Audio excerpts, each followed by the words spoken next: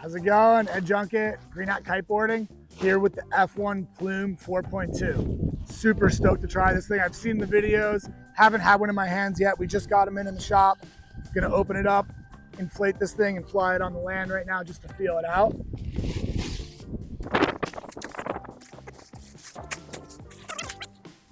Sick.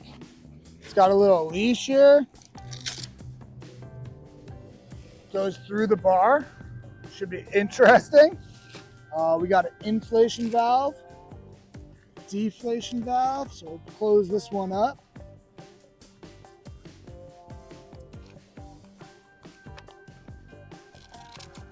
And then I got to get my pump adapter and get this thing pumped up and flying it in the air, feel this thing out. Let's kind of talk about the attachment that you're going to need. So this obviously is a... It's like a needle attachment.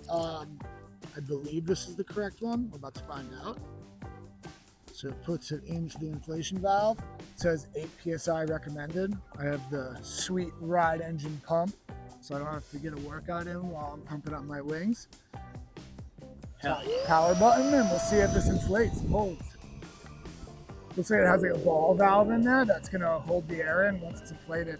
I can't imagine it's gonna be long. It's a pretty thin leading edge compared to like some of the kites that I used to fly. So it shouldn't take too long to pump up. See how it feels once it's inflated. Got a nice wrist leash that it comes with. Wow, this is pretty cool. Reminds me of some strutless kites that I used to fly kite flying. Yeah, it's almost done. We're at 7, 8 PSI. Damn. Hold a lot the quicker adapter. than a regular wing. Yeah.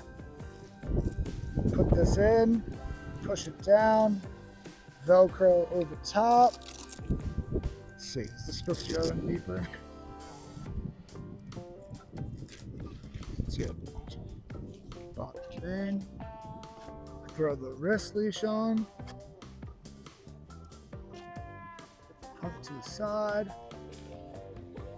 And compared to the Parawing, a lot less lines to get tangled, which is pretty nice.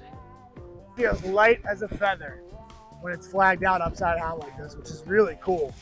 I'm excited to try this thing downwind. So if we flip it over, let that bar fall down, grab it. Yeah, now that we're in some better wind, it definitely will fly pretty good. Yeah. It feels pretty powered. This is the 4.2 meter. I think the wind's about, I don't know, 15 to 20. Wow. Yeah, I like it. It reminds me of flying a kite a lot more. Is that supposed to happen? Yeah, I was just kind of sending it through the window. Oh. Yeah, so I'm just imagining kind of sailing this way. So depowering, you still, how would you depower this one? Just like that? Yeah, that's why it's got that A, like that center A line is like a depower line. You pull it to yourself, and what that does is, if you think about the canopy sitting flat against the wind, right? That'd be like the most amount of wind you can grab.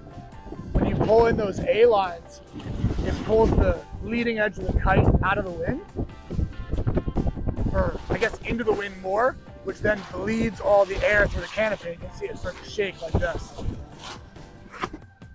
So you see when I pull these lines, it pulls the leading edge down and starts to flutter. That helps you depower it, grab the hand there. Okay. And then when you want to relaunch it, flip it over.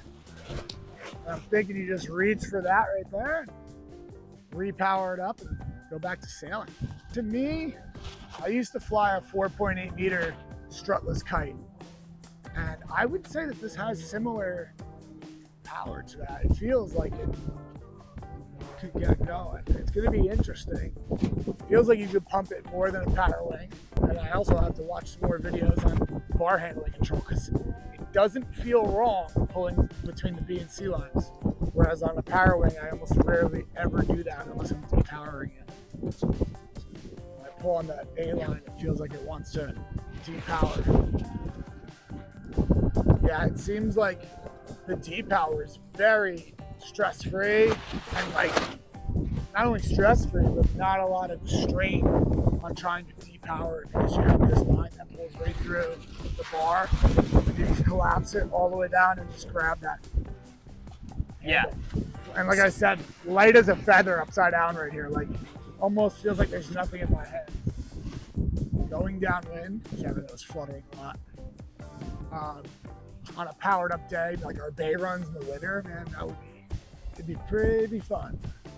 Okay. So like, I feel like you already have a pretty good handle on this thing. What are the steps to depower? Yeah, so basically what I've been doing in my first, this is not an expert video by any means. It's just me like kind of first feeling it out.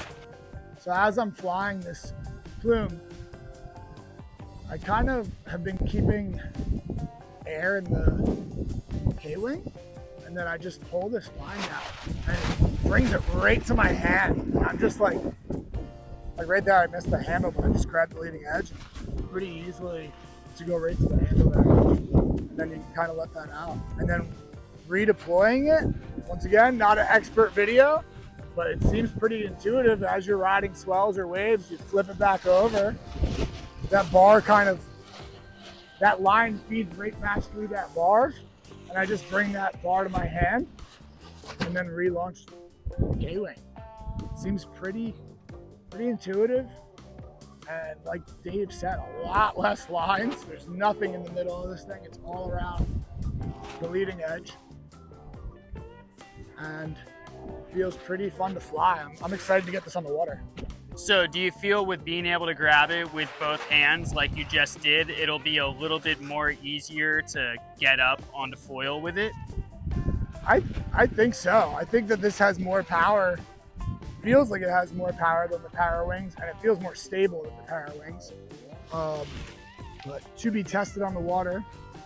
And I believe the 4.2 wind range is somewhere in like the 20 to 35 mile an hour range, which is a big wind range compared to Parawings. Most Parawings you're looking at maybe a 10 knot wind range maximum. So it's pretty cool that this thing can ride that powered up. Well, let's get it out on the water and give it a shot. Let's go.